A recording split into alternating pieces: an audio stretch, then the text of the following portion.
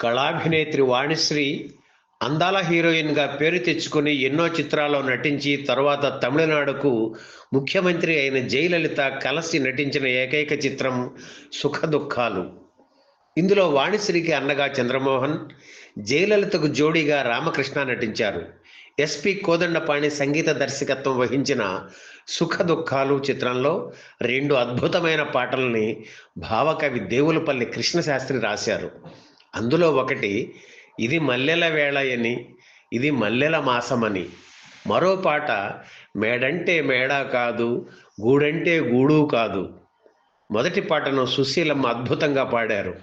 రెండవ పాటను బాలీవుడ్ గాయకుడు మహమ్మద్ రఫీతో పాడించాలని కోదండపాణి అనుకున్నారు.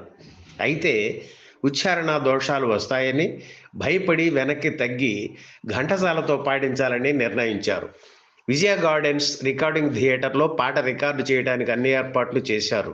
అయితే అనారోగ్య కారణంగా ఘంటసాల రికార్డింగ్ థియేటర్కి రాలేకపోయారు. అప్పుడు కోదండపాణి తన దగ్గర ట్రాక్ సింగర్గా ఉన్న ఎస్పి బాలసుబ్రహ్మణ్యంతో ఆ పాట పాడించి రికార్డు చేశారు కోదండపాణి. ఆ పాట విని బాలు బాగా పాడాడని ఘంటసాల గారు కూడా మెచ్చుకున్నారు.